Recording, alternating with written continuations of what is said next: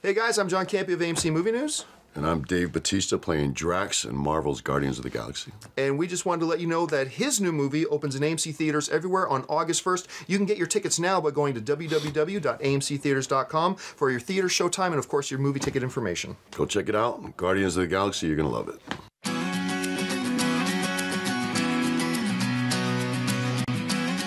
Welcome everyone to this brand new episode of AMC Movie Talk. As you can see, I am not John Campia and I am also not Chris Lee. They got attacked by the Comic-Con super mutant virus, and so they couldn't be here. But today we got my brothers in arms from Comic-Con, Christian Harloff and John Schnepp. So before we get into the news, let's talk about our little Comic-Con experiences. Yeah. Schnepp, how was your Comic-Con? It was great. I got a little bit of the comic crud virus, super flu. It's like attacking the voice, so I have to keep drinking some water every fourth or fifth sentence, or because it happens.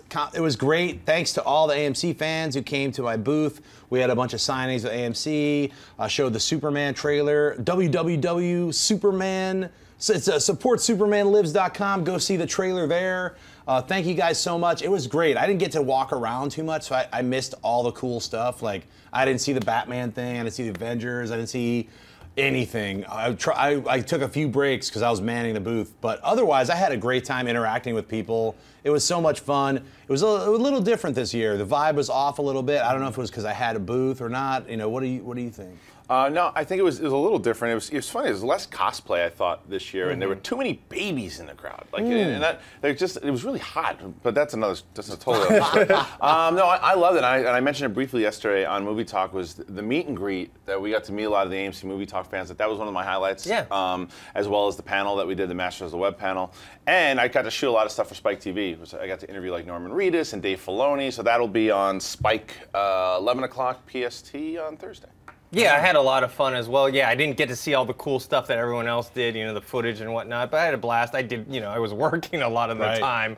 You know, we were shooting the show, we were shooting Mailbag, we were shooting panels, we were doing all kinds of stuff. But yeah, the meet and greet, I want to thank everyone who came out. We had a blast doing it, and we'll do it again next year. So, all right, on to the news. The first trailer for the third and final installment of the Hobbit trilogy, The Hobbit, The Battle of the Five Armies, has hit the web. The new Hobbit film lands in AMC theaters on December 17th this year. So, what do we think of this trailer? Schnepp, what's your take? Which trailer? The Hobbit. The Hobbit trailer. Sorry. He still has the post-Comic-Con. Your voice is there. The brain is gone. Yeah.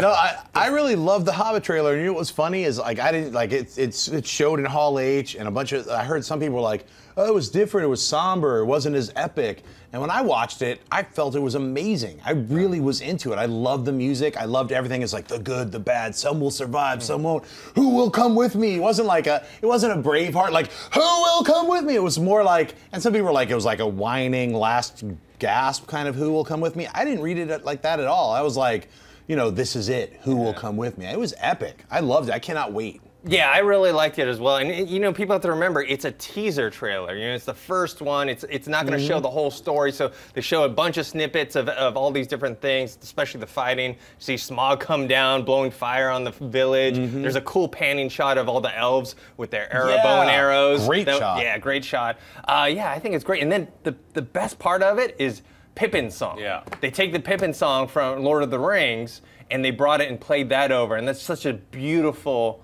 song. And then at the ending with the whole what was it? Let me see what I wrote down here. Oh, will you follow me one last time? That's the line. And so that was a nice way to end the trailer. Christian, what do you think? I loved it. I mean, you're right. For a teaser trailer, it did the job, man. And what I also liked is that scene where Luke Evans walks out and he's not expecting it, and they all part ways for him to go through. I thought that was really awesome because the kind of progression of his story from the last movie. And I loved the Pippin song because I thought it mirrored what was going on in Return of the King. It was like the end is near type stuff. So we're getting to that for the third part, and it continues on because I wasn't a huge fan of the first installment. I loved the second installment, and it looks like it's continuing on there.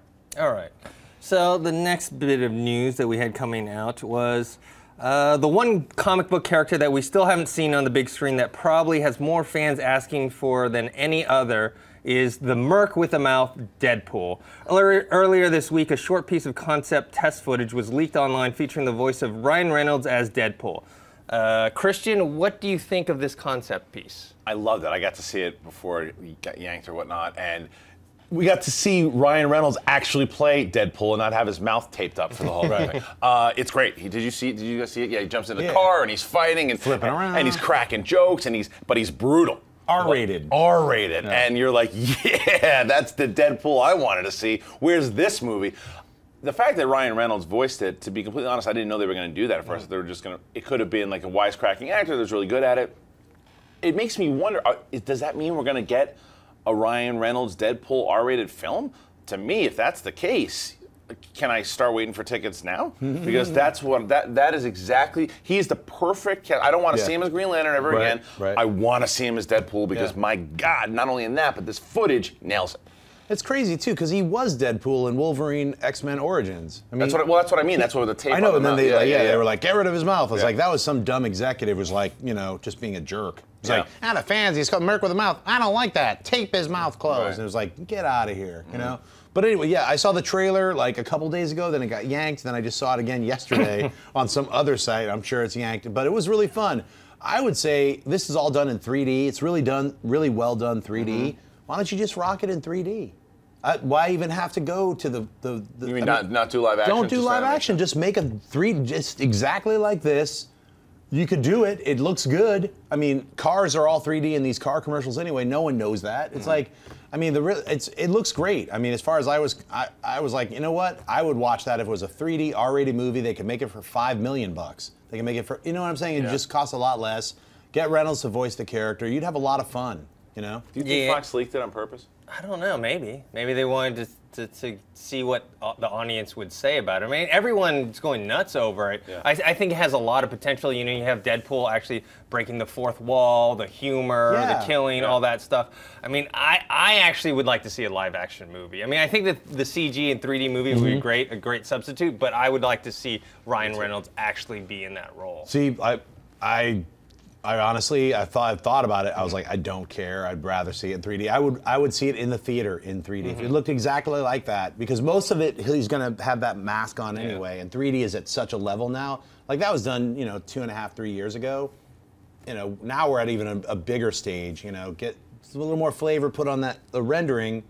Do you think audiences would I know that because you're a big comic book guy and you being a director and whatnot, you can appreciate this stuff. Do you think that mass audiences would want to see just a 3D type? I think mass audience, as long as you keep it hard R and funny, it'll be a hit. If it's that kind of humor where he's talking to the audience the whole time, and you could if you go with a little bit more 3D but still keep it realistic, you could do some outlandish stuff in 3D that you could only do in 3D, and I think audiences will be a little more accepting of it. A, because it's a comedy, ultra violent, you know what you're getting. Keep the budget low, let it rock. That's what Deadpool should be. Well, that's the key thing, though. You have to keep the budget low if you're going to do a 3D, because it's not going to do the numbers like a live action movie. But a budget low for that movie is what you need. That's when you're going to focus on the story and the content and the character. Just the fact when he's sitting up on the roof listening to the music, getting ready to go. Like, that's the kind of moment you want to see from Deadpool. Yep. So I think you need to do it small. But I'm with Dennis on the side that I'd like to see a live action version. Still in a small scale. I don't think you need to go over the top and go too big with it. So we'll see. Yeah, if you're going rated R, they got to keep the budget low. All right, so now time for buy or sell.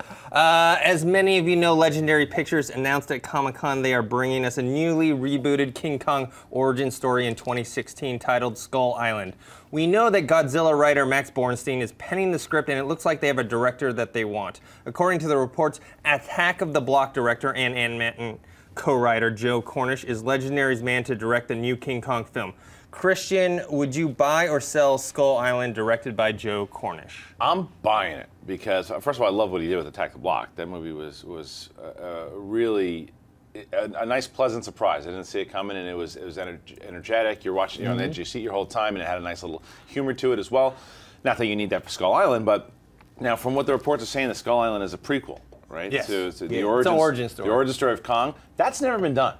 Like, I don't remember a Kong origin story, like how he got there, what's going. That's the one origin story I'm very excited to see. So that team up, when I heard about that, because it kind of came out of the blue. I think that there might have been reports here and there, but I had never heard of it before.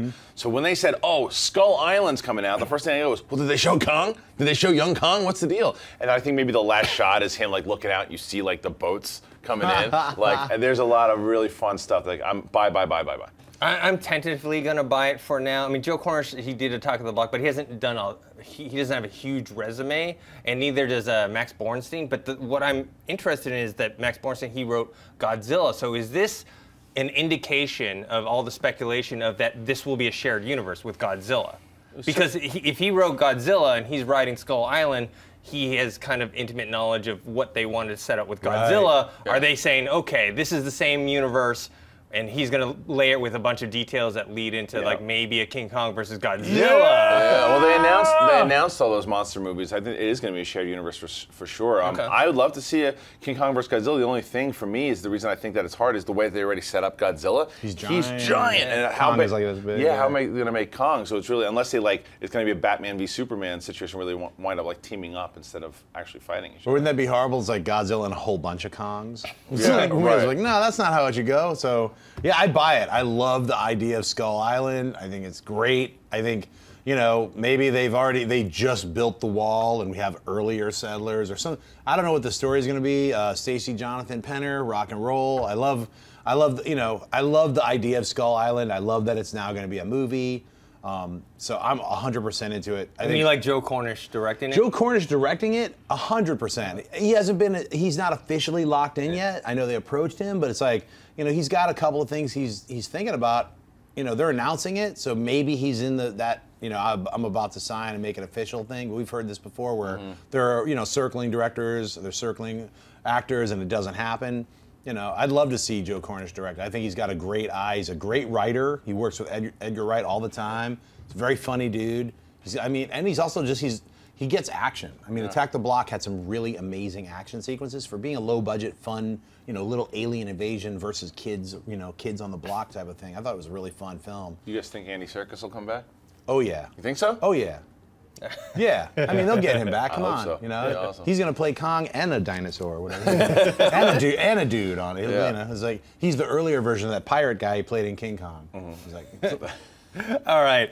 Popular director Quentin Tarantino has often teased that he would like to edit Kill Bill Volumes 1 and 2 into one cohesive movie as it is originally intended to be, and that he would title it Kill Bill: The Whole Bloody Affair. At Comic-Con, Tarantino dropped the suggestion that he and the Weinstein Company are in talks to do just that and give it a limited release in 2015.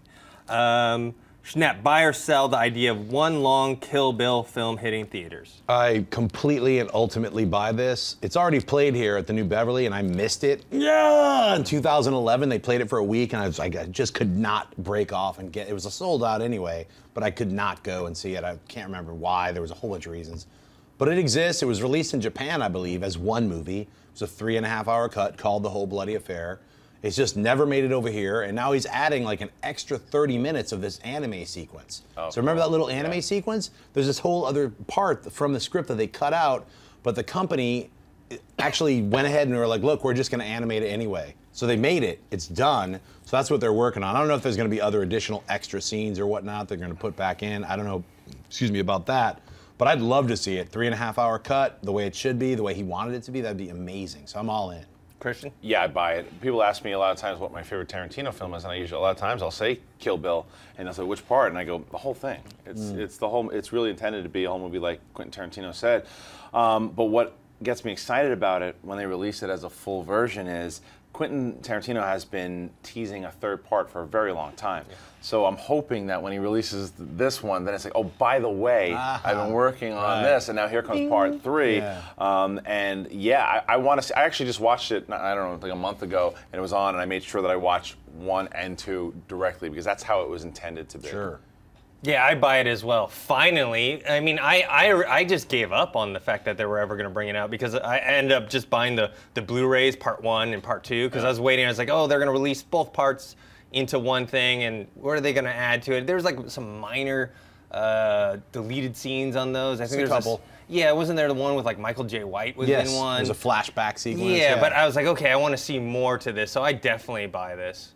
All right, as most of you know, James Cameron is gearing up to shoot his 3 Avatar sequels back to back to back. But how long will shooting all those movies take? In a recent interview, actress Zoe Saldana, who can be seen in Guardians of the Galaxy this week, said the following. James Cameron is still working on the final drafts of the script, and then everyone that's cast will get the call. We're going to be shooting mainly in Los Angeles, and that will make things easier for me since I live there. Because we're doing the sequels back to back, it's going to take at least 8 or 9 months or more to finish the 3 films. Schnepp, do you still buy the idea of shooting all 3 films back to back, or do you sell the idea now? No, I buy it. I'm a big proponent. I'm always saying that, like, why don't you shoot all 3 movies? Look at The Hobbit. It's a great example. We've got a Hobbit movie every December. That's exciting. You don't have to wait 3 years. We got a movie every December. We're seeing all 3 of those movies every year. They're dropping. I can't wait for the Avatar movies to do the same exact thing. That way you can stay within the story. So it gives everyone a little bit more of that flavor. That's why TV's popping off now, because everyone gets to see like multiple episodes of something. That's why the Avengers, the Marvel Cinematic Universe is so smart. We're getting little bits of this entire universe that's all connected. Like at least 3 movies every year. So that's like a fun 6-hour little adventure from a different corner of the Marvel universe, but it's all woven together. So I'm 100% into them shooting it all back to back. They might as well do 5 movies. So it's like, Christian? Yeah, I buy it as well, and it's going off a lot of the same points that John had just mentioned. But I think that one of the reasons is for creativity purposes as well too. Like the actors, when they're in the role, they're going to be in the role for 8 months. You get the best performances out of them, as far as them, as opposed to them being in it for 3-4 months, then they go off, they shoot something else, they're in another character's headspace, then they go back. So this way, they're in the character for 8-9 months. You get everything done, and like you said, then you're already in the Avatar world. You get one, boom, boom, boom. You're not waiting another 3 or 4 years for a movie. So I would like to see more franchises do this, but I think the reason that they don't, for a lot of times, is depending on the franchise. Like Hobbit, you can do it. You know it's going to do well. Avatar, it's a bit of a risk because the first one did great, one of the most profitable movies of all time. If I think it is the most profitable of all time. But there's a lot of advanced word before it came out. It's gonna bomb. Avatar's a bomb. They said that about Titanic too. I know. Yeah. I mean, I was one of the people saying that about Titanic. I was like, oh my god, how's this movie gonna make its money back? Well, that's no why, way. I guess that, and then Cameron. Yeah. And then after that, I was like, I do not doubt this guy. That's the thing. Is at the end of it, you don't doubt Cameron. Somewhat, he's a magic man. So I think it's a brilliant movie. You filmed this much. The thing that scares me though, real quick, is the fact that she said it's shooting a lot in Los Angeles. Does that mean a lot of green screens? Oh yeah, but that's what the first one is. I mean, I buy it. I think, it's smart to make it back to back to back, just to organize it, put it in line, and that way things don't fall through the cracks. And remember, this movie is mostly post-production. That's what's going to take the long time. And then doing what Schnepp said, being able to release it 1 year after the next, the next, that's going to help, I think, build off of it. I mean, I know a lot of people are saying, oh, well, the whole Avatar fad's over, and so the second one isn't going to do that well. I can't doubt Cameron. Yeah. I can't doubt him, so I think it's going to do well. All right, before we get into Mailbag, we actually have a little clip to play for you.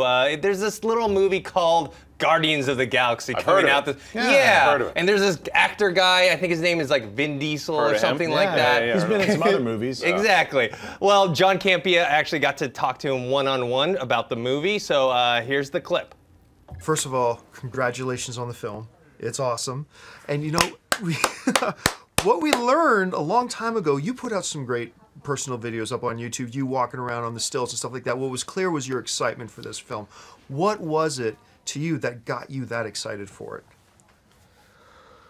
Well, the first thing was, as you remember last year, there was a kind of a social media frenzy about what I was going to do and what you remember that? Oh, I do. You covered it. Yes, I watched your show. By the way, guys, this guy is one of the really good ones. If you want, I'm not joking, if you want a real interesting perspective about movies or what's going to come up or whether things will work or not, John has a blog, has a site. Yeah, with AMC. With AMC, but you make it feel so natural. It doesn't feel corporate, so much. which is cool. And the other girls on the show are so cool. They are. You guys feel honest. You're not afraid to give opinions. They all feel like they're coming from the heart. It never feels like you're working for any studio. It doesn't feel like you've been co-opted. You really do have a good. Let's talk more about me. This is my favorite interview today so far. This is great. But I'm telling you, man, I've watched you. You're really good at it. You really have a way of making people feel like they are going to feel like you will feel. You have a universality about your approach to describing movies and the potential of movies and whether things are a go or a no-go, whether you bet on it or not. So you were ahead of it. So yes, to answer your question, I was very enthusiastic. I had been acting all my life, and long before I ever became a bouncer, longer before I ever knew what a muscle was, I was a child actor hustling to do off Broadway plays. My father was a theater director and would, always throw out these, thespian truths like there are no small roles, only small actors. And so that thespian kind of downtown New York spirited actor in me was slightly challenged by the idea of playing a character that's limited to 3 words. I mean, if you really think about it, what greater challenge could any actor have? I'm not able to use my mannerisms or my physicality to express myself in a scene. I don't have an unlimited supply of words at my disposal. I've got 3 words, and I've got to find a way in each repetition of those 3 words to convey something different. Thankfully, James Gunn was as excited about the role as I was, and committed to the role as I was, and ambitious about the role as I was. And he came into the ADR booth with a 50-page document. And on the left-hand side of the document, it said, I am Groot. I am Groot, 5, 6 times down the page. And on the right side was what he might have said. Oh, wow. What he meant, what he intended, what he was going for, if you could understand this extraterrestrial's language. And that made the process so much more rich, so much more challenging in a fun way.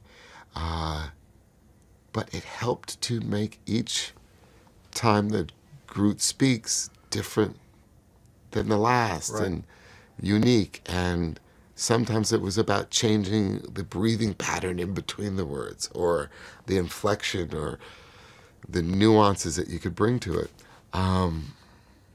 So it was a wonderful, wonderful experience in that regard. Well, listen, man, the movie far exceeded all of our expectations. Congratulations. Thank you for bringing so much humanity to Groot. We can't wait to have it on AMC screens. Oh, thank you, man. That means a lot to me, John. So, Guardians of the Galaxy opens this Friday, August 1st. Get your tickets on amctheaters.com. So we're going to get into the mailbag section. Before that, you can tweet at us. Just for today, just tweet at ThinkHero. That's my account. I'll bring it up on the phone here, and I'll read off some of the questions. But let's get to mailbag.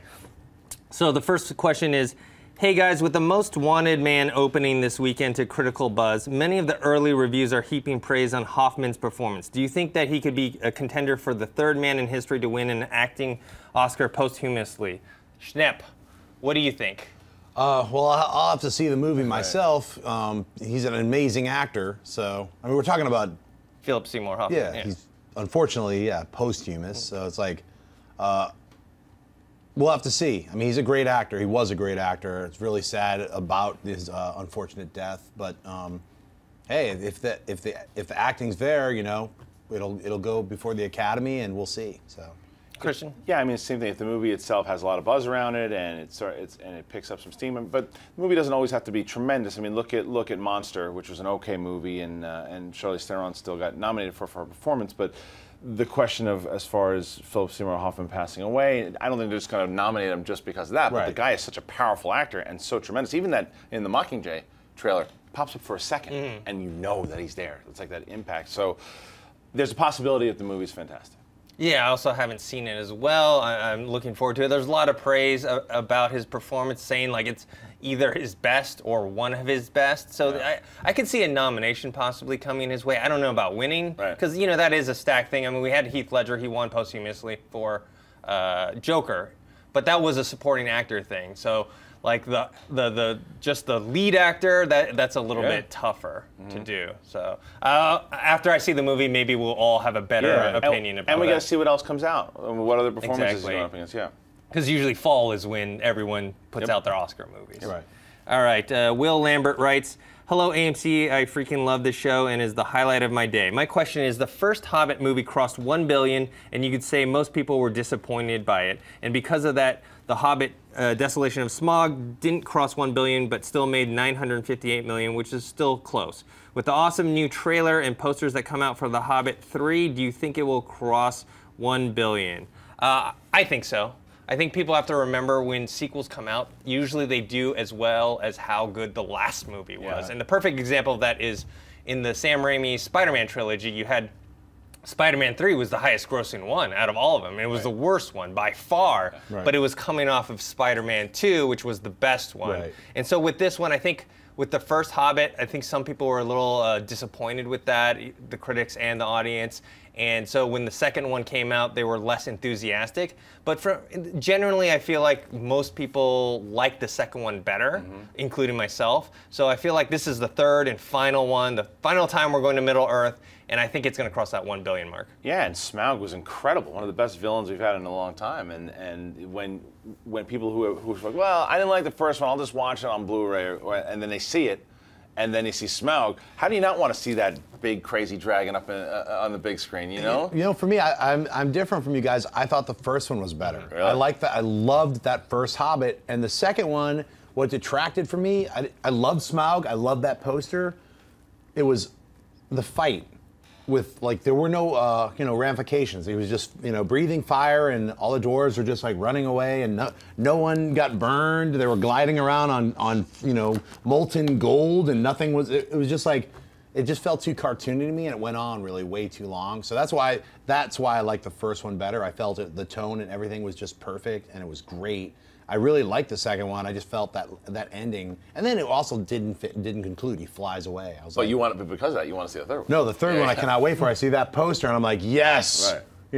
So. And the trailer that just dropped, that was fantastic. Yeah, fantastic trailer. But you know what's like? I always get a little weirded out when people are like, it didn't make $1 billion. It only made $958 million. $958 million. It's a lot of money.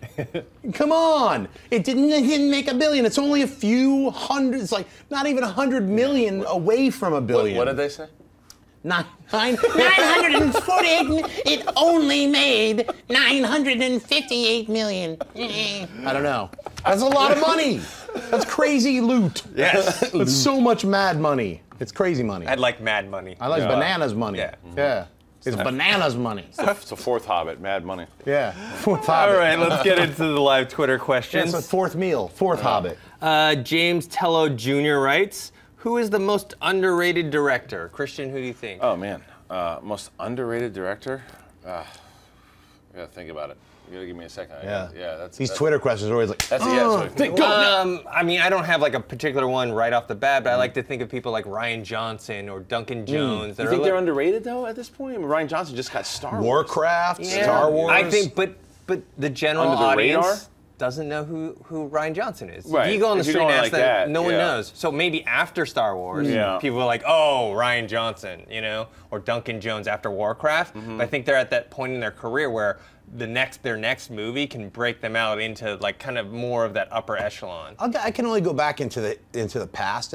For Abel Ferrara, he directed the first Bad Lieutenant. He has a lot of these really cool movies. I think King of New York is another one with Christopher Walken. Check that out, King of New York. I guarantee you will love it. It's one of my all-time favorites. It rides along the lower echelon. No one really knows about it. It's on Netflix. He's somebody who would pop into my mind. I'd go further and say, maybe like, just on the tip of my tongue, you rock out. Floating on it. Colin Trevorrow, who's doing Jurassic World now, but I think he's another. If going off of your point, is the fact that he just did the one with Duplass, the one that blew him up, Oh, okay, everyone's screaming at us right now. The independent He doesn't film remember. No, it's the time travel movie. But anyway, he. Oh, sure. Oh, yeah. He's one of those guys. I think he's going to pop out. I think he's underrated as well. And then I always mention, I think Gavin Hood is a guy as well that is underrated.